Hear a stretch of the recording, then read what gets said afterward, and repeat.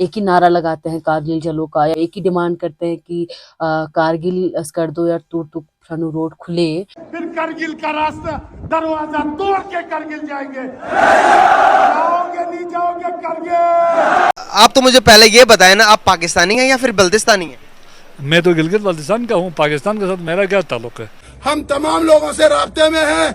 अगर ये नहीं हुआ तो स्कर्दो नहीं भेजा तो उस तरफ जाने से तुम्हारा बाप भी हमें नहीं रोक सकते।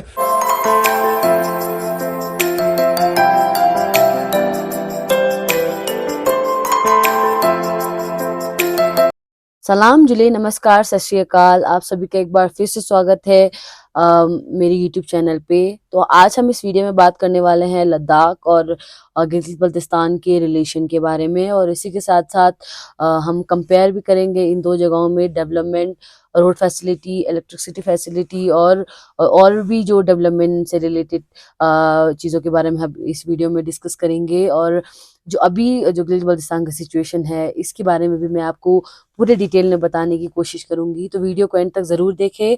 तो वीडियो स्टार्ट करने से पहले मैं कहना चाहूँगी, जो भी मेरे सब्सक्राइबर्स हैं एज ऑलवेज मेरी वीडियो को ज़्यादा से ज़्यादा शेयर करें, और जो भी नए हैं और मेरे इस वीडियो को देख रहे हैं मेरे यूट्यूब चैनल को सब्सक्राइब करें और बेल आइकन भी दबाएं। तो चलिए वीडियो स्टार्ट करते हैं। तो लद्दाख और गिलगित बल्तिस्तान दो जिस्म एक जान है, और इसका पता हमें ऐसे चलता है कि चाहे वो रहन सहन हो, चाहे वो खान पान हो, चाहे वो माल मोशी पालने का तरीका हो, चाहे वो खाने का तरीका हो, चाहे वो रहन सहन का तरीका हो, चाहे वो लाइफस्टाइल का तरीका हो, हर चीज़ में जो है गिलगित बल्तिस्तान और लद्दाख के बीच सिमिलैरिटीज़ हैं और बहुत कॉमन चीज़ें वो शेयर करते हैं इस चीज़ में। बट अनफॉर्चुनेटली जो गिलगित बल्तिस्तान है इलीगली अभी पाकिस्तान के कब्जे में है। स्टिल कनेक्ट करते हैं एक दूसरे से, हर एक चीज़ में जो है एक दूसरे से कनेक्ट करते हैं। और ये कनेक्शन में ऐसे पता लगता है कि अगर जैसे थोड़ी भी प्रॉब्लम वहाँ के लोग फेस करते हैं तो हमें यहाँ तकलीफ होती है, दर्द होती है, और कुछ भी वहाँ के लोग थोड़ी बहुत एक छोटी छोटी नीड के लिए प्रोटेस्ट करना पड़ता है, तो हम यहाँ पे फील करते हैं कि वो कैसे रहते होंगे, कैसे वो अपना गुजारा करते होंगे। तो इससे ये रियलाइज़ होता है कि कितना अच्छा कनेक्शन है जो है इन दो जगहों में है, और पहले से रहा है और अभी भी कनेक्शन है, ये रिलेशन है। इसी के साथ साथ अगर हम रिलेशन की बात करें इन दो जगहों में बंटवारे से पहले 1947 से पहले अगर हम रिलेशन की बात करें तो बहुत ही अच्छा जो है ये एक एक रिश्ता ये शेयर करते थे। और ये हमें ऐसे पता लगता है कि गिलगित बल्तिस्तान का जो मुस्लिम राजा हुआ करता था और लद्दाख का जो बुद्धिस्ट राजा हुआ करता था, इन दो राजाओं के बीच बहुत ही अच्छा बॉन्डिंग था। वो अपने बेटा बेटी का रिश्ता एक दूसरे से कराते थे, और बस रिश्ते तक सीमित नहीं था, चाहे वो एक रिलीजियस बैरियर को साइड में रख के, एक रिलीजियस डिफरेंस को साइड में रख के वो रिश्ता कराते थे अपने एक दूसरे के घर। और इसी के साथ साथ चाहे वो बिजनेस के मामले में हो, हर चीज़ के मामले में ये एक दूसरे के साथ काम करते थे, इनका इन्वॉल्वमेंट रहता था साथ में। तो इससे हमें पता लगता है कि कितना अच्छा है बॉन्डिंग जो है लद्दाख और गिलगित बल्तिस्तान शेयर करते थे बंटवारे से पहले, और अभी भी इनका बहुत अच्छा रिलेशन है। और क्योंकि जो भी थोड़ा भी प्रॉब्लम वहाँ के लोग फेस करते हैं तो हमें यहाँ तकलीफ होती है, हम यहाँ पे थोड़ी प्रॉब्लम फेस करते हैं उनको वहाँ तकलीफ होती है। तो इससे पता लगता है कि कितना अच्छा जो है रिलेशन शेयर करते हैं बंटवारे से पहले से, और अभी भी है ये जो रिलेशन इनके बीच है, और इतना अच्छा बॉन्डिंग जो है शेयर करते हैं। तो अगर हम इन दो जगहों के बीच की डेवलपमेंट की बात करें, अगर हम कंपेयर करें इन दो जगहों में डेवलपमेंट की चीज़ों के मामले में अगर हम कंपेयर करें तो जो 4 गांव 1971 में इंडियन आर्मी के द्वारा हिंदुस्तान में आए, जिनमें तूर तुक त्याक्सी थंग और चुलुंखा आता है, इन दो जगहों में हर तरीके का जो है डेवलपमेंट हो रखा है, और इंडियन गवर्नमेंट के द्वारा हर तरीके के जो फंड्स है प्रोवाइड किए जा रहे हैं और किए गए हैं। चाहे वो एजुकेशन हो, चाहे वो रोड फैसिलिटी हो, चाहे वो टूरिज्म के लिए हो, चाहे वो सोर्स ऑफ इनकम के लिए हो, हर चीज़ के लिए इंडियन गवर्नमेंट के द्वारा फंड्स प्रोवाइड किए जा रहे हैं। और इसी के कंपैरिजन में अगर हम गिलगित बल्तिस्तान की बात करें तो किसी भी तरीके का कोई भी डेवलपमेंट वहाँ पे हमें नज़र नहीं आता है। और हम अगर हम थंग लास्ट बॉर्डर विलेज थंग से अगर हम देखते हैं उस जगह, या फ्रनू विलेज हम देखते हैं, तो वहाँ पे किसी भी तरीके का कोई हलचल हमें नज़र नहीं आता है, जस्ट बिकॉज़ वहाँ पे किसी भी तरीके का कोई डेवलपमेंट नहीं हो रखा है, कोई टूरिज़्म नहीं है। तो इस चीज़ से हमें पता लगता है कि गिलगित-बल्तिस्तान को पूरी तरह जो है इग्नोर किया जा रहा है पाकिस्तान गवर्नमेंट के द्वारा, और उन पे बिल्कुल फ़ोकस नहीं किया जा रहा है। तो इससे हमें ये पता लगता है कि कितना जो है एक बिल्कुल ही नज़रअंदाज किया जा रहा है गिलगित-बल्तिस्तान को। अगर थोड़ा बहुत वहाँ पे वो लोग जी रहे हैं अपनी ज़िंदगी यार, तो वो बस अपने ही दम पे जी रहे हैं, क्योंकि हमारे जो बल्ती कम्युनिटी में ये एक एक जज़्बा है लोगों में कि वो खुद से काम करते हैं, खुद से चीज़ें करते हैं। एक वो है कि वो अगर उनको स्टेज नहीं मिल पाता, वो ढूँढते हैं हर जगह कि कहाँ मिलेगा मुझे स्टेज, क्योंकि वहाँ पे जो लोग हैं वो एम्प्लॉयमेंट के लिए बाहर जाते हैं, बाहर जाके एम्प्लॉयड होते हैं और अपनी जो रहने के लिए जो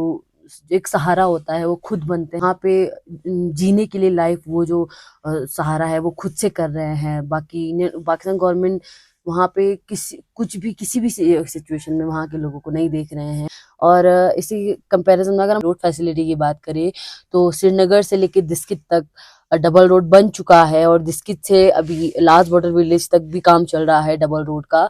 और इसी के कंपैरिजन में अगर हम गिलगित बल्तिस्तान की बात करें, तो वहाँ पे बहुत ही खराब है रोड कंडीशन, और हर दूसरे दिन ये खबर आता है कि लोगों का एक्सीडेंट हो गया, रोड खराब होने की वजह से लोग मारे गए, बहुत सारे गाड़ियों का एक्सीडेंट हो गया रोड कंडीशन की वजह से। तो हर दूसरे दिन हमें लोगों के मरने का या ऐसे न्यूज़ मिलते हैं, जिसको देख के हमें बहुत बुरा लगता है कि इतना खराब जो है रोड कंडीशन वहाँ पे है। और इसी के साथ-साथ अगर हम वोट राइट की बात करें, वोटिंग राइट की बात करें, तो गिलगित बल्तिस्तान के लोगों को नेशनल इलेक्शन में हिस्सा लेने का जो राइट है वो नहीं है। और जैसे लद्दाख को रिप्रेजेंट करने के लिए दिल्ली में एमपी है, जैसे पहले श्री जामिया नमगेल जी थे और अभी हनीफा जान जी हैं।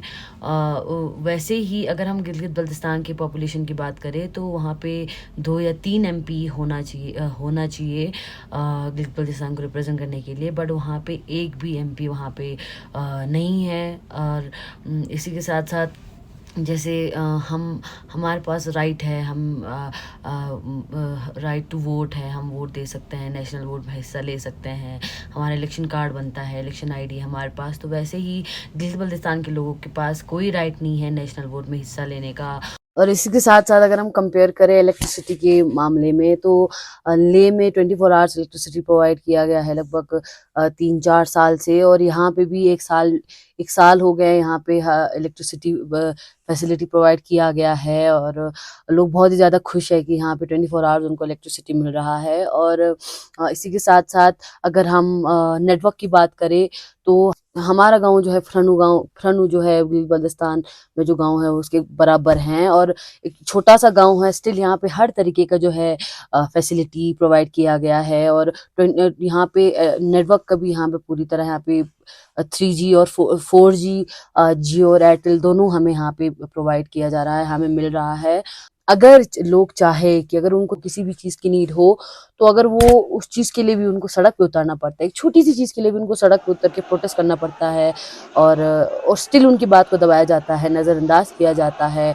चाहे इतना बड़ा प्रोटेस्ट करने के बाद भी उनकी बातों को नहीं सुना जाता है। और अगर कोई लीडर अगर पब्लिक के फेवर में बोलता है, पब्लिक के नीड के लिए बोलता है, उनके साथ बोलता है, या उनके फेवर में अगर कोई लीडर आवाज़ उठाता है, तो उनको अरेस्ट किया जाता है, और शेड्यूल 4th एक्ट के द्वारा उनको अरेस्ट किया जाता है। तो मैं आपको इससे पहले मैं आपको शेड्यूल 4th के बारे में बताना चाहूँगी, बहुत लोगों को नहीं पता होगा। शेड्यूल 4th एक एक्ट है जो कि पाकिस्तान गवर्नमेंट द्वारा बनाया गया है। तो इस एक्ट में आता है वो लीडर या वो इंडिविजुअल जो अपने देश के खिलाफ कुछ काम करते हैं, या देशद्रोही का काम करते हैं, या देश के खिलाफ कहीं कुछ काम करते हैं, तो उन पे ये एक्ट लगाया जाता है। और ये एक्ट उन पे लगाया गया है, उन लीडर्स पे लगाया गया है जो सिर्फ पब्लिक के फेवर में बोलता है, पब्लिक की नीड के लिए बोलता है, नीड पूरा नहीं हो पाता है पब्लिक के, उसके अगेंस्ट बोलता है, उन लीडर्स पे ये एक्ट लगा के उनको अरेस्ट किया गया है। बहुत सारे ऐसे लीडर्स हैं जिनको अरेस्ट किया गया है और किया जाता है। और लोगों को लाकर यहाँ लोगों पे इजहार राय पे पाबंदी है। हम टनल बनाने के लिए यहाँ से पुरअमन रैली लेके जाना चाहता था, यहाँ हमें जाने नहीं दिया, जिसकी मैं शदीद अल्फाज में मजम्मत करता हूँ। यहाँ एहसानुल्लाह एहसान आजाद है, यहाँ पर तालिबान के कमांडर आजाद है, वो विद वेपन अलल ऐलान जगह जगह असलहे के साथ वो ऐलान करते हैं, मगर गिलगित बल्तिस्तान के महकूम अवाम को गुलामी की बदतरीन शक्ल में झगड़ा हुआ है। ये अपने आजादी इजहार राय पुरअमन तरीके से किसी को नहीं बता सकता है। यहाँ सियासी पाबंदी है, यहाँ सियासी लोगों पे शेड्यूल 4 लगाया हुआ है, और आज यहाँ हमें पुलिस वालों ने यहाँ रोक के नहीं भेजा। हम तमाम लोगों से राब्ते में हैं, अगर ये नहीं हुआ तो स्कर्दो नहीं भेजा तो उस तरफ जाने से तुम्हारा बाप भी हमें नहीं रोक सकते। बहुत बहुत शुक्रिया, आप तमाम का बहुत शुक्रिया। इससे पता लगता है अगर कोई एक लीडर जो एक लीडर जिनका एक ओहदा है, अगर एक लीडर वहाँ सेफ नहीं है अपने अगर एक लीडर को वहाँ फ्रीडम ऑफ स्पीच नहीं है तो एक इंडिविजुअल वहाँ पे कैसे ही सेफ होगा, कहाँ ही उनको एक फ्रीडम ऑफ स्पीच होगा। अगर मैं अभी एक खुल के बोल पा रही हूँ तो ये जो है फ्रीडम ऑफ स्पीच वहाँ पे नहीं है। अगर वहाँ पे कोई भी एक इंडिविजुअल इतना खुल के अगर कुछ बोलता है तो उन पे बहुत सारे एक्ट्स लगा के या उनको उन पे इनडायरेक्टली उनको अरेस्ट किया जाता है। और अगर लीडर सेफ नहीं है तो मुझे नहीं लगता वहाँ पे कोई भी एक इंडिविजुअल अपने हक में बोल सकता है डर के मारे। तो एक फ्रीडम ऑफ स्पीच वहाँ पे मिसिंग है और नहीं बोल पाते हैं। तो ये भी बहुत ही दुख भरी बात है हमारे लिए। हमारे भाई बहन ऐसी जगह रह रहे हैं जहाँ पे उनको वो खुल के नहीं बोल पाते हैं। उसके कंपैरिजन में अगर मैं हिंदुस्तान में हूँ, मैं यहाँ पे मुझे छोटी सी भी तकलीफ होती है, चाहे वो अभी मैं बिल्कुल अपनी एक फ्रीडम ऑफ स्पीच यहाँ पे है, मैं बिल्कुल फ्री ऑफ माइंड रह पा रही हूँ यहाँ। अगर मुझे थोड़ी भी तकलीफ होती है मैं अपनी बात को रख देती हूँ और उस बात को सुना भी जाता है और सॉल्व भी हो जाता है। एज अ रिपोर्टर मैं यहाँ से लोगों का प्रॉब्लम शेयर करती हूँ, लोगों का प्रॉब्लम जो लोग फेस करते हैं उसको लोगों तक आगे तक पहुँचाती हूँ, पब्लिक तक, और उस बात को सुना भी जाता है। हफ्ते भर में जो है हमारे गांव में या नुब्रा में किसी भी गांव में प्रॉब्लम को सॉल्व किया जाता है। तो एक फ्रीडम ऑफ स्पीच जो है हमें यहाँ पे मिला है, तो इतना जो है ध्यान दिया जा रहा है हम पे और हम बहुत ही ज़्यादा खुश हैं यहाँ। और बट फिर भी एक उदासी हमारे अंदर है, क्योंकि जो हमारे भाई बहन है वो हमारे सरहद पार हम उस जगह बहुत ही दुख और तकलीफ में अपनी ज़िंदगी जी रहे हैं और हर रात वो डर के सो रहे हैं। हर रात उनको वो चीज़ नहीं मिल पा रहा है जो उनको चाहिए। तो उस चीज़ को देख के हमें बहुत ही ज़्यादा तकलीफ हमें यहाँ पे महसूस होता है, हमें फील होता है। तो अगर हम सब्सिडीज़ की बात करें तो यहाँ पे 32 चीज़ों पे सब्सिडीज़ लोगों को प्रोवाइड किए जा रहे हैं, और जिसमें एग्रीकल्चर मशीन्स आते हैं और हल चलाने वाले मशीन्स आते हैं, जिसमें जो है ग्रीन हाउस और इन सब चीज़ों पे सब्सिडीज़ प्रोवाइड किए जा रहे हैं। और अगर हम राशन की बात करें तो थोड़ा क्वांटिटी कम हुआ है राशन का, बट जो BPL होल्डर्स है, जो गरीब लोग हैं, उनको 1 रुपये किलो का जो है राशन यहाँ पे लोग प्रोवाइड किए जा रहे हैं। और इसी कंपैरिजन में गिलगित बल्तिस्तान की बात करें तो किसी भी तरीके का इस तरीके का कोई भी फैसिलिटी वहाँ पे लोगों को नहीं मिल रहा है, ना ही राशन का, ना ही सब्सिडीज़ का। तो ये भी एक बहुत ही डिफरेंट पॉइंट है एक इनकी दो जगहों के बीच। और यहाँ के लोग और गिलगित बल्तिस्तान के लोग बिल्कुल भी खुश नहीं है। और वहाँ के लोग हमेशा हर एक दूसरे दिन हम देखते हैं वो लोग सड़क पे उतरते हैं, प्रोटेस्ट करते हैं। तो इससे हमें रियलाइज़ होता है कि वो बिल्कुल भी ज़्यादा खुश नहीं है। ऐसा नहीं है कि यहाँ पे नहीं प्रोटेस्ट होता है, यहाँ पे होता है प्रोटेस्ट, बट यहाँ पे एक बड़ी डिमांड के लिए प्रोटेस्ट होता है, UT के लिए, 6 शेड्यूल के लिए, या कोई बड़ी अगर डिमांड रखने हो उस चीज़ के लिए प्रोटेस्ट होता है और प्रोटेस्ट चलता है। बट जो छोटी छोटी डिमांड होता है, चाहे वो राशन हो, खान पान हो, चाहे वो इलेक्ट्रिसिटी हो, रोड कंडीशन, इन सब चीज़ों के लिए आज तक जो है ना आपने सुना होगा, ना ही यहाँ पे किसी भी तरीके का प्रोटेस्ट हुआ है, जो कि एक अच्छी चीज़ है। और इन चीज़ों को ध्यान में रखते हुए कि लोगों को रियलाइज़ होगा कि बहुत लोगों को लगता है कि 1971 के बाद जो भी हिंदुस्तान में जो गाँव आए हैं वो खुश नहीं है, बट बहुत ही ज़्यादा खुश है। जब भी गिलगित बल्तिस्तान के लोग सड़क पे उतरते हैं, प्रोटेस्ट करते हैं, तो एक ही नारा लगाते हैं कारगिल चलो का। फिर करगिल का रास्ता दरवाजा तोड़ के करगिल जाएंगे। जाओगे नहीं जाओगे करगिल, जाओगे नहीं जाओगे करगिल। एक ही डिमांड करते हैं कि कारगिल कर दो या तुर्तुक रोड खुले।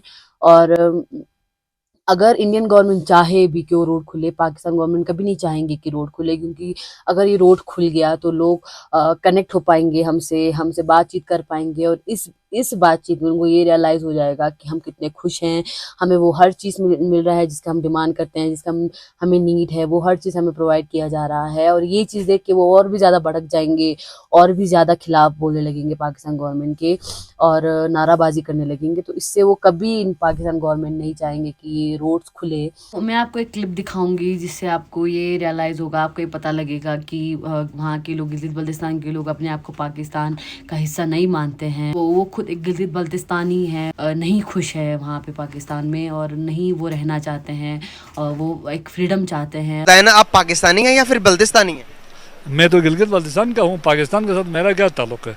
इवन आपके नक्शे में मौजूद नहीं है तो हम कैसे कहेंगे जी हम पाकिस्तानी हैं? क्या आए हैं, उनका कहना यह है कि वहाँ बहुत सारी चीज़ों पे हुकूमत ने सब्सिडीज़ दी हुई, लद्दाख करगिल के लोगों को बहुत ज़्यादा जो है ना वो इंडिया की हुकूमत उनका ख्याल रखती है, तभी तो वो लोग जो है ना वहाँ आवाज़ें नहीं उठती है। यहाँ पे बहुत ही ज़्यादा अनटोल्ड स्टोरीज़ है, बहुत ही ज़्यादा 1971 के बाद की स्टोरीज़ है, बहुत इमोशनल स्टोरीज़ है जिनको अगर आप सुनोगे आपको फील होगा पर्सनली कि कितने ज़्यादा एक दुख में यहाँ के लोग जी रहे हैं। क्योंकि बहुत ऐसे डिवाइडेड फैमिलीज़ है यहाँ पे, जिनके जो मम्मी पापा वहाँ हैं और बच्चे इधर है, हस्बैंड इधर है, वाइफ उधर है, हस्बैंड इधर है, या उनके दादा परदादा उधर है और यहाँ पे हैं। तो ये एक जो है सेपरेशन हो रखा है, और एक उम्मीद के साथ यहाँ के लोग रह रहे हैं कि एक दिन ऐसा आएगा कि वो अपने भाई बहनों से मिलेंगे, मम्मी पापा से मिलेंगे, दादा दादी से मिलेंगे।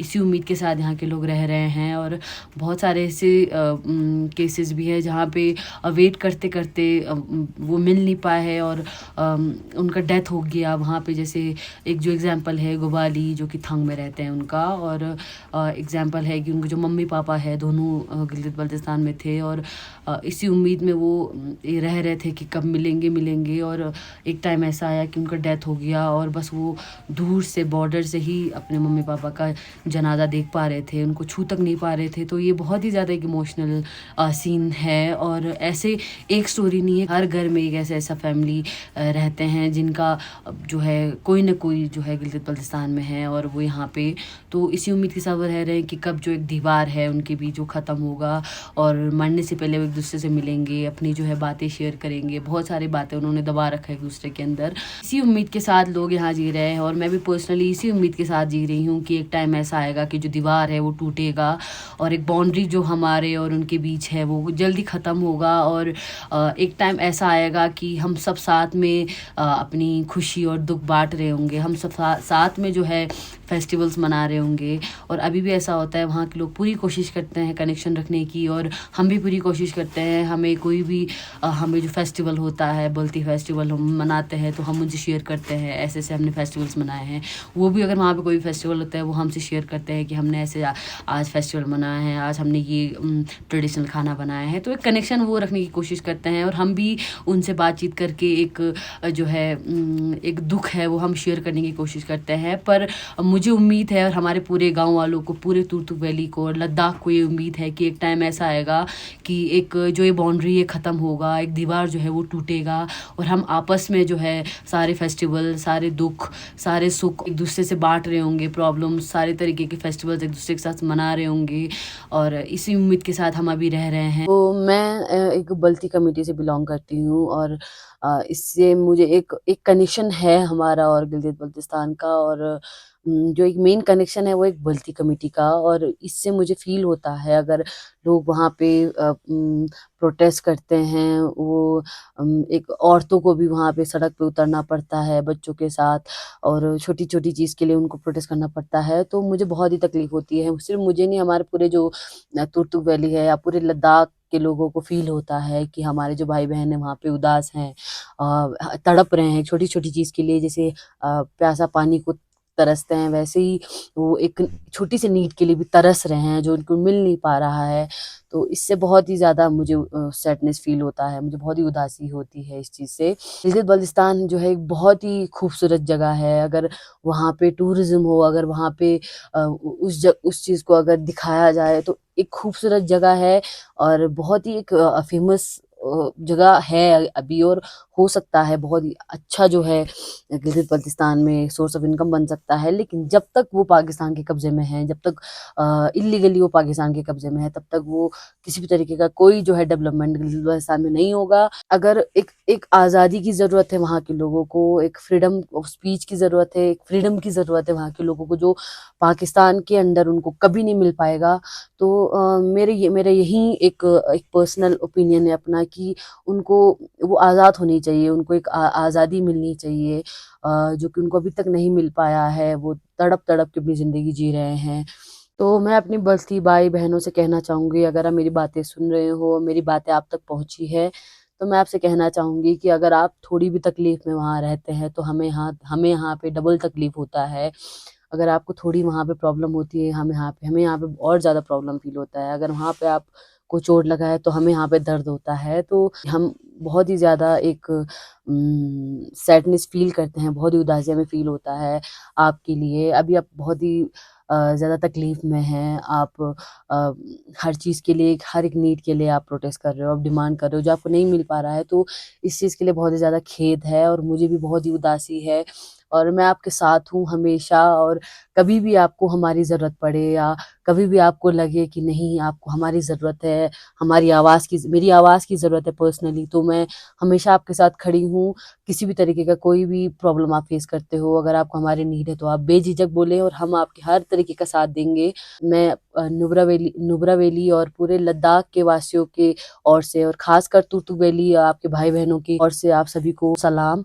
और हमेशा हम आपको दुआओं में याद रखेंगे, हमेशा आपके लिए दुआ करेंगे कि आपका जो हक है, जो आपका हर जो चीज़ है, आपको जो जिस चीज़ की नीड है, आपको वो चीज़ जल्द ही मिले, आपको आपका हक जल्दी मिले, आपको एक इंडिपेंडेंट लाइफ जीने का हक जो है आपको जल्द ही मिले। और इसी के साथ-साथ वीडियो को एंड तक देखने के लिए बहुत-बहुत शुक्रिया, और thank you so much for watching. Bye.